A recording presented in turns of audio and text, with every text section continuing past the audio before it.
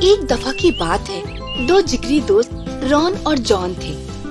انہوں نے دنیا گھوم گھوم کر دنیا دیکھنے کا ارادہ ظاہر کیا اور ایک دن جنگل جانے کا فیصلہ کر لیا۔ جنگل بہت گھنا تھا، وہ جانتے تھے یہ خطرناک ہے، یہاں کبھی بھی کچھ بھی ہو سکتا تھا، اس لیے ہم دونوں ایک دوسرے کا ساتھ کبھی نہیں چھوڑیں گے، چاہے کیسا بھی خطرہ آ جائے۔ جنگل بہت خطرناک تھا، اس لیے انہوں نے ایک دوسرے سے وعدہ کیا کہ چاہے کیسا بھی خطرہ آ جائے وہ ایک دوسرے کا ساتھ کبھی نہیں چھوڑیں گے۔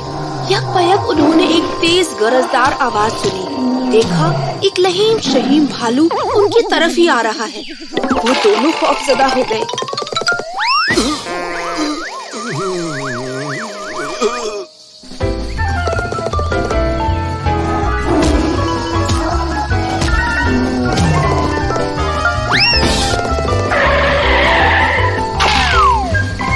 رون تیزی سے قریب کے ایک درخت پر چڑھ گیا، جان پیچھے رہ گیا۔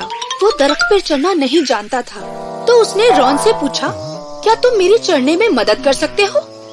کیا تم میری درخت پہ چڑھنے میں مدد کر سکتے ہو؟ بھالو مجھے کھا جائے گا، مہربانی کر کے مدد کرو۔ میں نیچے نہیں آ سکتا، بھالو ادھر پہنچ رہا ہے اور ادھر چھپنے کی کوئی جگہ بھی نہیں ہے، جاؤ کہیں اور جا کے چھپ جاؤ۔ رون جان کی مدد نہیں کر سکا، لیکن جان ایک ہوشیار لڑکا تھا۔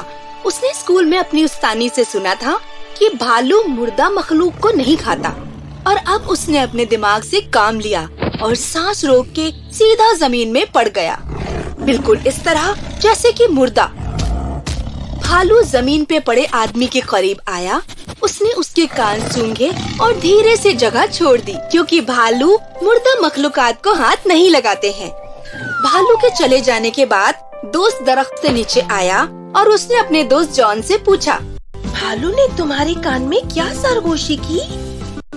بھالو مجھے نصیحت کر رہا تھا کہ جھوٹے دوست پر اعتبار نہ کرنا، وہ مشکل گھڑی میں تنہا چھوڑ دیتا ہے۔